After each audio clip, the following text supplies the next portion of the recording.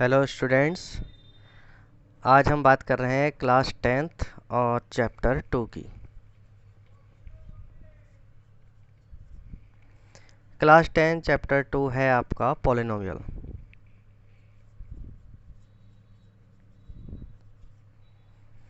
Polynomial chapter आपका 9th class में हालांकि पढ़ा हुआ है, और पहले हम 9th क्लास की कुछ चीज़ें रिपीट करेंगे ताकि आपको ये चैप्टर ज़्यादा से समझ में आए।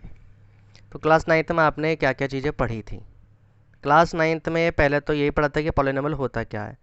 तो पॉली मीन्स बहुत सारे, नोमिनल्स मीन्स एल्जेब्रिक एक्सप्रेशंस या टर्म्स। ठीक है, तो बहुत सारे टर्म्स जिसमें होते हैं वो पॉलिनोमियल्स कहलाते हैं। बहुत सारे का मतलब ये नहीं कि हमेशा एक से ज़्यादा ही होंगे, एक भी होता है, और उसके अकॉर्डिंग इनका क्लासिफिकेशन भी हमने बताया था। एक होता है मोनोमियल, दूसरा होता है बाइनोमियल, और तीसरा ट्राइनोमियल। ये तो हो गए अकॉर्डिंग टू टर्म्स। मोनोमियल जिसमें 1 टर्म होता है, बाइनोमियल जिसमें 2 टर्म होते हैं, ट्राइनोमियल जिसमें 3 टर्म होते हैं। इसके अलावा और भी नाम है: linear polynomial, binomial, sorry quadratic polynomial,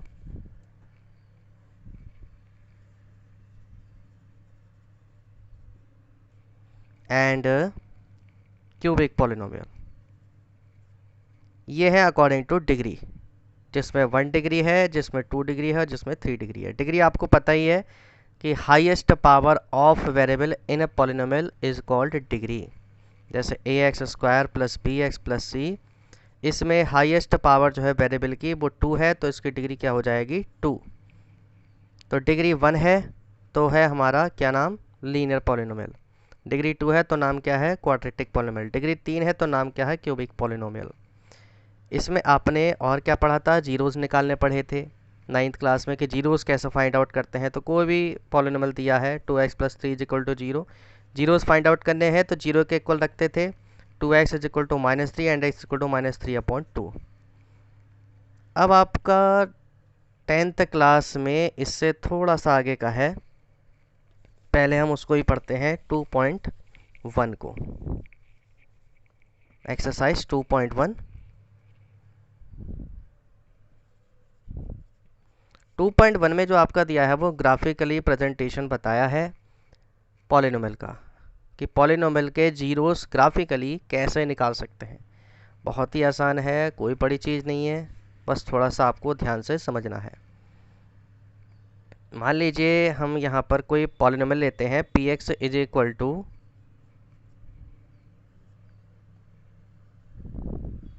2x + 1।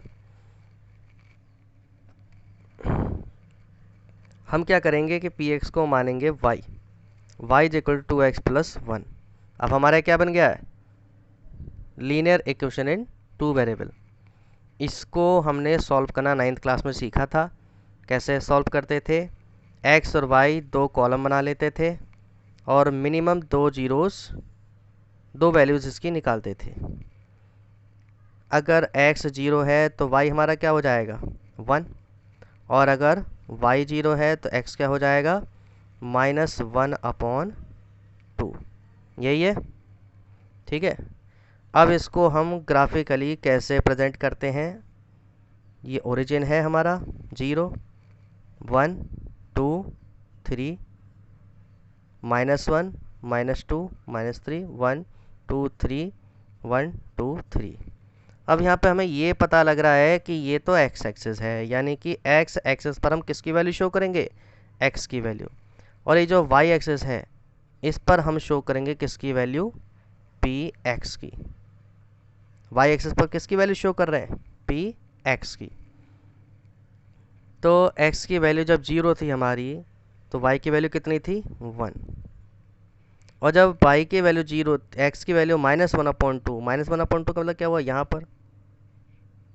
और तो y की वैल्यू क्या थी? 0, यानी कि यही पॉइंट है। इन दोनों पॉइंट्स को ज्वाइन करेंगे तो ये स्ट्रेट लाइन ज्वाइन करके बनती थी, ठीक है। अब इसका इससे क्या रिलेशन हुआ, कैसे इसको हम समझेंगे? तो अब ध्यान से समझो कि px था हमारा पॉलिनोमियल और x की वैल्यू हमने 0 रखी, तो हमें ये देखना है कि x की वैल्यू 0 हमें किस पॉइंट पर मिली, सॉरी px की वैल्यू हमें 0 किस पॉइंट पर मिली। हमारा जीरोस का फंडा क्या था कि x की जगह पर कोई ऐसी वैल्यू लिखनी है कि इस पूरी को सॉल्व करने पर आंसर क्या आ जाए 0, यानी कि कोई ऐसी वैल्यू x की जिस पर px की वैल्यू क्या हो जाए 0। तो px 0 कहाँ पर है ग्राफ में देखेंगे, यहाँ पर px 0 कहाँ पर है, x एक्सिस पर। तो ये हमेशा ऑब्वियस है कि x एक्सिस पर इंटरसेक्ट पॉइंट होगा तो जीरोस फाइंड होगा, यानी कि x एक्सिस जितने पॉइंट पे इंटरसेक्ट होगा उतने ही हमारे जीरोस होते हैं। तो इसके लिए हम ये बात लिख सकते हैं, the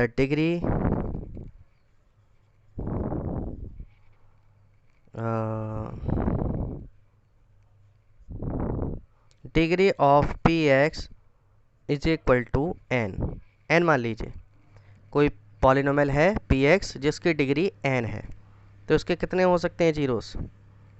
so number of zeros will be N.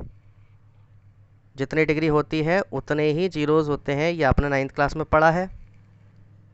और उससे ही हम क्या निकाल सकते हैं ग्राफिकली के लिए कि x axis will intersect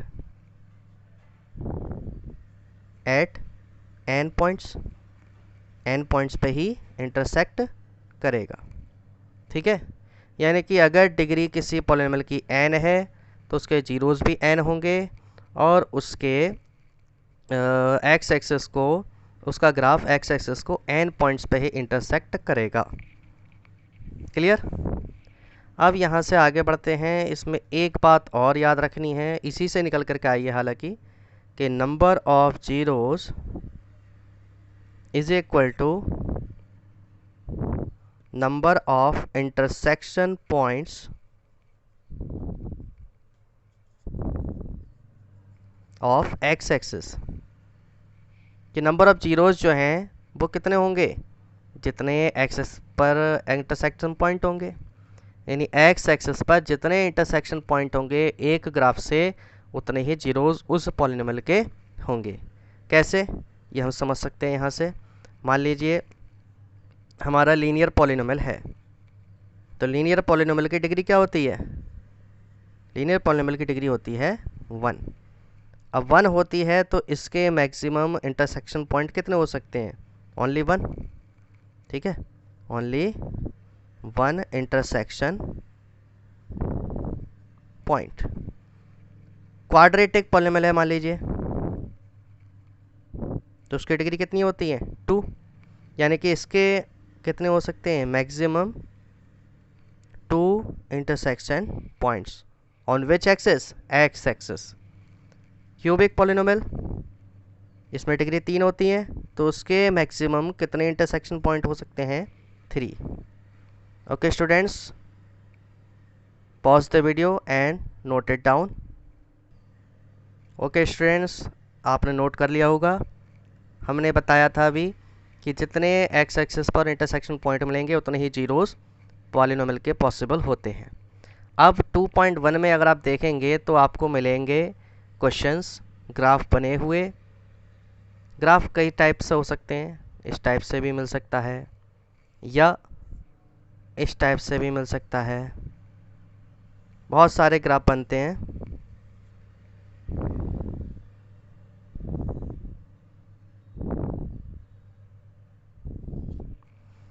graph दे रखे हैं आपको, अब आपको ये पूछ रहा है इसमें कि कितने जीरोस इस पॉलिनोमियल्स के हैं।